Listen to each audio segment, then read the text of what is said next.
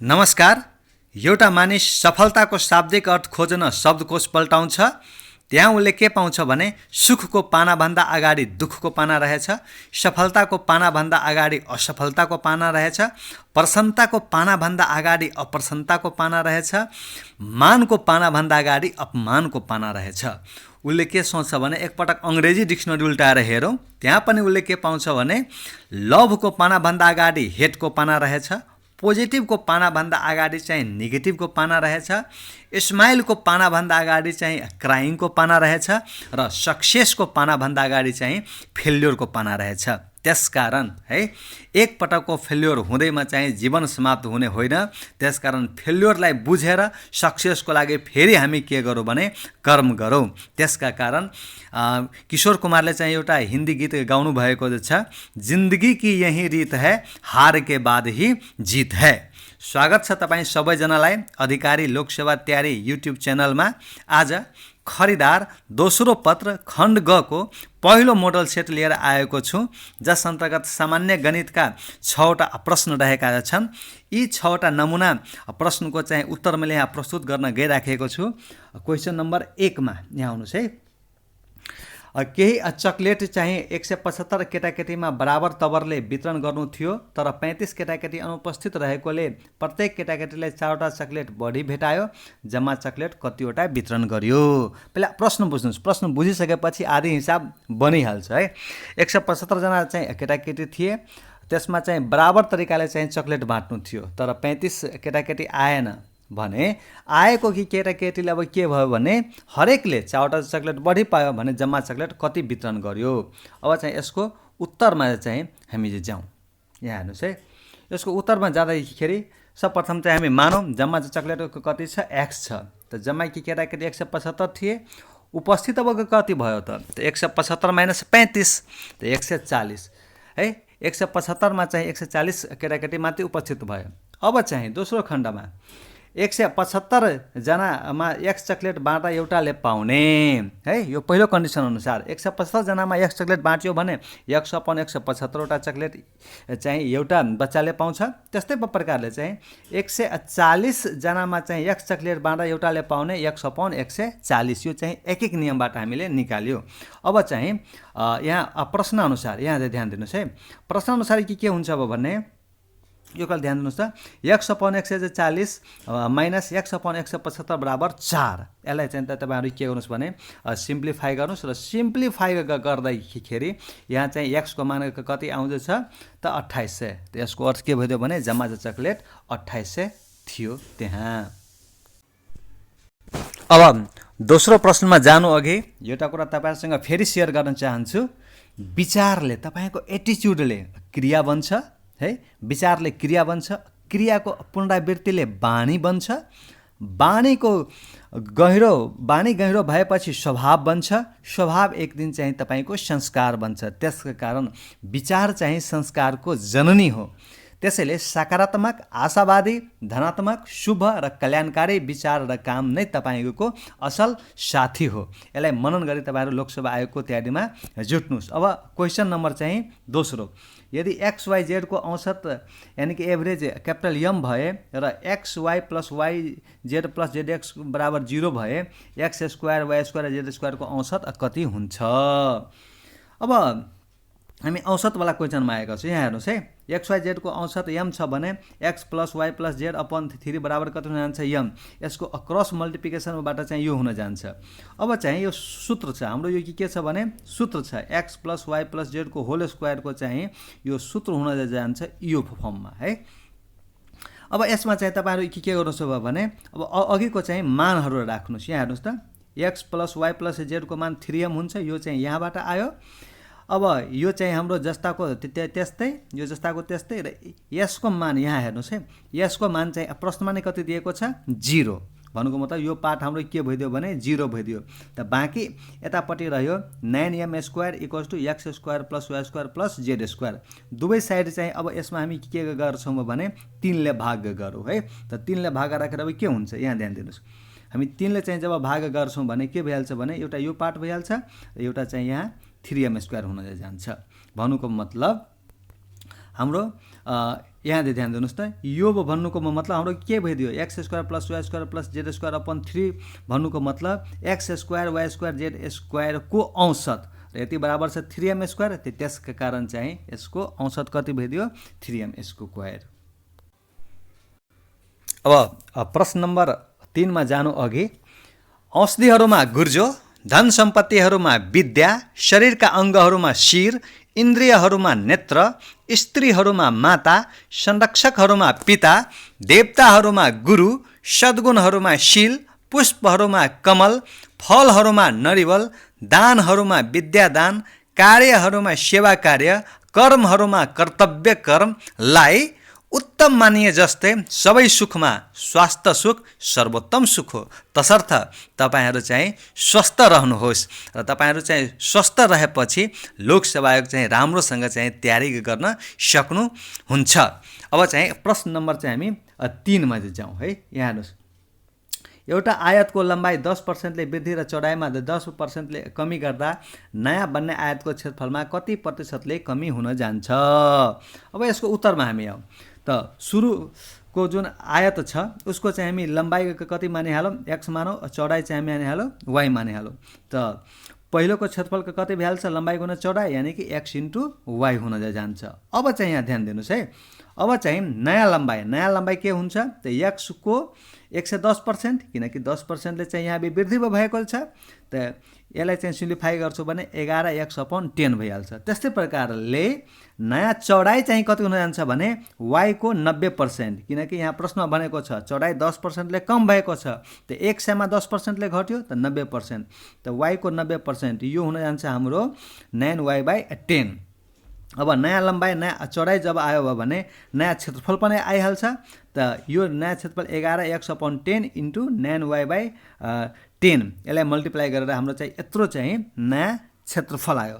अब पुरानो क्षेत्रफल पनि छ xy, नयाँ क्षेत्रफल पनि छ। अब हेरौँ कि फरक कतिको आएको छ है। यहाँ ध्यान दिनुहोस्, क्षेत्रफलमा कमी, त पहिलोको क्षेत्रफलबाट नयाँ क्षेत्रफल हामी घटाउँछौँ भने हामीले आयो x, यहाँ ध्यान दिनुहोस् xy/10 चाहिँ हाम्रो नयाँ यो क्षेत्रफलमा कमी आयो। अब क्षेत्रफलमा कमी प्रतिशत कति आयो, त जसरी हामी नाफा नोक्सानमा निकाल्थ्यौँ नाफा अपन क्राइमूल इन्टु 100%, त्यस्तै प्रकारले सुरुको क्षेत्रफल अपन क्षेत्रफलमा जुन चाहिँ वास्तविक कमी आएको छ त्यो इन्टु 100%। अब यसमा चाहिँ यिनीहरू आपसमा क्यान्सल भएर चाहिँ कति आउँछ त 1%। त्यसकारण नयाँ बन्ने आयतको क्षेत्रफलमा चाहिँ 1% ले कमी हुन आउँछ। साथीहरू, क्वेसन नम्बर 4 मा जानु अघि एउटा कुरा फेरि तपाईहरुसँग सेयर गर्न चाहन्छु। आफूले आफूसँग सकारात्मक संवाद चाहिँ गर्नुस्। आफूले आफूलाई भन्नुस् कि म नै सर्वाधिक खुसी व्यक्ति हुँ, म लोकसेवा आयोगको परीक्षा पास गर्न सक्छु है, म स्वभावैले शुद्ध, बुद्ध, शान्त र विकारमुक्त आत्मा हुँ, जो जस्तो सोच्छ ऊ त्यस्तै बन्छ। अब क्वेसन नम्बर चाहिँ हामी 4 मा चाहिँ हामी जाउँ। यो चाहिँ साधारण ब्याज र चक्रीय ब्याजसँग सम्बन्धित क्वेसन रहेको छ। त्यो क्वेसन छ, कुनै धनको एउटा निश्चित ब्याज दरले 2 वर्षको साधारण ब्याज रु 160 र चक्रीय ब्याज चाहिँ रु 170 हुन जान्छ भने वार्षिक ब्याज दर कति प्रतिशत रहेको छ। अब यसको उत्तरमा हामी आउँ।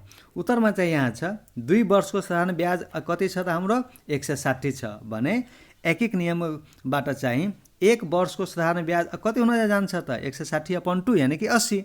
अब प्रश्न अनुसार नै यहाँ चाहिँ फेरि भनेको छ कि साधारण ब्याज र चक्रीय ब्याजमा फरक चाहिँ कति हुन्छ तब 170 - 160। यो प्रश्नबाट नै आएको छ 170 160, त फरक रु 10। अब यो भन्नुको मतलब अब के भइदियो भने यहाँ हेर्नुहोस् त रु 80 को चाहिँ रु 80 को 1 वर्षको ब्याज हाम्रो कति हुन जान्छ त 10 हुन जान्छ है। अब यसमा हेर्नुहोस् त रु 80 त पी को मान भइहाल्यो त तपाईको 80, 1 वर्ष त एन को मान 1 र आई को मान भइहाल्यो रु 10 भने आर निकाल्नु छ। तपाईसँग के छ भने अब यो फर्मुला छ साधारण ब्याजको, यसमा तपाईँ राख्नुहुन्छ र यसरी राख्दाखेरि आई को मान थाहा छ, पी को मान थाहा छ, एन को मान थाहा छ भने आरलाई निकाल्नको लागि हामी यो सिम्प्लिफाई गर्छौँ र यो सिम्प्लिफाईमा चाहिँ आर को मान आउँछ 25/2% यानि कि 12.5%, 12.5% यो ब्याज दर। अब प्रश्न नम्बर 5 मा जानु अघि सदा सर्वदा चाहिँ प्रसन्न र खुस रहनुहोस्, यसकारण प्रसन्न रहनुहोस् भनेको होइन कि तपाईँका सामु कुनै समस्या छैन। प्रसन्न रहनुहोस् यसकारण भनिँदैछ कि यसो गर्नुभयो भन्ने तपाईँ हरेक समस्यालाई सकारात्मक आँखाले हेर्नुहुनेछ है। जस्तो दृष्टि त्यस्तै सृष्टि है, जस्तो दृष्टि त्यस्तै सृष्टि। फुलको आँखामा फुलै संसार, काँडाको आँखामा काँडै संसार। विषम परिस्थिति वास्तवमा समस्या होइन, त्यसलाई भयङ्कर मान्ने हाम्रो दृष्टि समस्या हो। सकारात्मक दृष्टि राख्नेका लागि हर समस्या प्रसाद हो, विषाद वा फसाद होइन। अब क्वेसन नम्बर चाहिँ हामी 5 मा चाहिँ यहाँ जाँदैछौँ है। यो चाहिँ एक एक नियमसँग सम्बन्धित क्वेसन छ। ए को कार्यक्षमता बी भन्दा 2 गुणा रहेछ, त्यसैले कुनै काम समाप्त गर्न ए ले बी भन्दा 10 दिन कम लगाउँछ। दुवै मिलेर यो कामलाई गर्दा कति दिनमा समाप्त गर्छ? अब यसको उत्तरमा सर्वप्रथम यहाँ हामी चाहिँ मानेका छौँ बीले दिएको कामलाई चाहिँ समाप्त गर्छ x दिनमा, यो कुरा मानेका छौँ। त ए ले चाहिँ त्यही कामलाई समाप्त गर्छ x - 10 दिनमा। यो चाहिँ प्रश्नमा नै यो कुरा आएको छ। अब चाहिँ प्रश्न अनुसार फेरि चाहिँ हामी चाहिँ के गर्छौँ भने ए को 1 दिनको काम बराबर यहाँ हेर्नुहोस् बी को 1 दिनको काम इन्टु 2, किनकि यहाँ भनेको छ ए को कार्यक्षमता बी को भन्दा चाहिँ 2 गुणा रहेछ। त ए को 1 दिनको काम कति भइहाल्छ त यहाँबाट है 1/x/10 भइहाल्छ। बी को 1 दिनको काम हुन जान्छ 1/x। अब यसमा जब राख्छु भने अब हाम्रो कस्तो यो फर्म आउँछ, यस्तो फर्ममा यो आउँछ है। 1/x - 10 = 2 × 1/x। दुवैको 1 दिनको काम चाहिँ हामी यसमा राखियो। अब चाहिँ यसलाई हामी सल्भ गर्छौँ भने यहाँ ध्यान दिनुहोस् त, यसलाई सल्भ गर्छौँ भने x को मान कति आयो? त्यो 20 आयो। अब यो x को मान 20 आयो भने यसको अर्थ अब के भइदियो भने पुरा काम गर्न ए ले लिन्छ 20 - 10 यानि कि 10 दिन। बीले चाहिँ कति लगाउँछ भने 20 दिन है।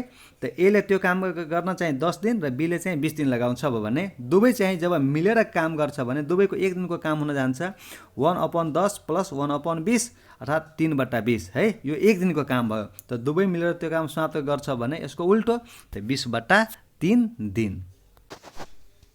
अब लास्ट क्वेसन नम्बर 6 मा जानु अघि एउटा कुरा चाहिँ तपाईँहरूसँग भन्न चाहन्छु। तपाईँहरू चाहिँ भौतिक विज्ञानमा क्लास 9-10 मा पक्कै पढ्नु भएको छ गुरुत्वाकर्षणको नियम है। त्यसकारण कुनै वस्तुलाई माथितिर फाल्दा के हुन्छ भने त्यो तल नै खस्छ। यसले के भन्छ भने बिना प्रयास है, बिना प्रयासबाट के हुन्छ भने हामी सदैव चाहिँ तल नै खस्छौँ, माथि जान सक्दैनौँ। त्यसकारण माथि जानको लागि हामीलाई प्रयास गर्नुपर्छ। लोकसभा चाहिँ पास हुनको लागि यसमा चाहिँ आफूलाई अब्बल साबित गर्नको लागि हामीलाई चाहिँ प्रयास गर्नुपर्छ, नत्र हामी खसिहाल्छौँ। र यही नियम के छ, गुरुत्वाकर्षणको पनि नियम छ र जीवनको पनि नियम हो है। गुरुत्वाकर्षणको नियमले पनि के भन्छ भने तपाईले चाहिँ बल यानी कि प्रयास लगाएर कुनै कुरालाई माथि फाल्नु भएन भने त्यो चाहिँ माथि जाँदैन है, त्यो तल नै रहिरहन्छ। त्यस्तै प्रकारले प्रयास तपाईलाई चाहिन्छ र तपाईहरु चाहिँ के गर्नुहोस् भने अतिरिक्त प्रयास गर्नुहोस् है, एक्स्ट्रा इफोर्ट गर्नुहोस्, किनकि अतिरिक्त प्रयास गर्ने कहाँ चाहिँ मानिसको धेरै भिड हुँदैन। यसलाई यसरी बुझ्नुहोस्, अरू जनाले चाहिँ 100% चाहिँ प्रयास गर्छ, मेहनत गर्छ भने तपाईँ चाहिँ 110% प्रयास गर्नुहोस्, 120% तपाईँ गर्नुहोस् भने मेहनत गर्नुहोस् है, सफलता तपाईँको हातमा हुन्छ। त्यसकारण अतिरिक्त प्रयासलाई तपाईँहरू ध्यान दिनुहोस्। अब चाहिँ लास्टको क्वेसनमा हामी 3 सेन्टिमिटर 4 सेन्टिमिटर 5 सेन्टिमिटर अर्धव्यास भएको 3 वटा गोलालाई पगालेर एउटा नयाँ गोला बनाइन्छ। नयाँ गोलाको अर्धव्यास चाहिँ कति हुन्छ है। अब यसको लागि मानौ नयाँ गोलाको चाहिँ अर्धव्यास कति छ, स्मल r छ भने अर्धव्यास r छ भने गोलाको चाहिँ क्षेत्रफल चाहिँ के हुन जान्छ भने यो हुन जान्छ है। अब 4πr³/3 हुन जान्छ। अब यसैमा चाहिँ 3 सेन्टिमिटर 4 सेन्टिमिटर 5 सेन्टिमिटरको अर्धव्यासको चाहिँ सबैको चाहिँ क्षेत्रफल फरक फरक हुन्छ। त भने सबैमा चाहिँ तपाईँ के पाउनुहुन्छ भने यहाँ ध्यान दिइदिनुहोस् त 4π/3 चाहिँ सबैमा के हुन्छ भने कमन हुन्छ। त बाँकी कति रहन्छ 3 को पावर 3 4 को पावर 3 प्लस 5 को पावर 3 है। अब यो 4π/3 4π/3 क्यान्सल भयो, बाँकी अब कति भयो यहाँ त यहाँ रहन्छ आरक्यू अपन यो 27, 64 र 125 को जोडफल यो यहाँबाट आयो। यो सबैको जोडफल 216। 216 भन्नुको मतलब कति छ भने 6 को पावर 3 में भइदियो। त पावर इक्वल छ भने अब यहाँ के हुन्छ भने हाम्रो बेस पनि बराबर हुन्छ है। त्यसकारण आर को मान कति आइदियो त 6 सेन्टिमिटर। र यसले चाहिँ 6वटा प्रश्नको चाहिँ हामीले उत्तर सकायौँ।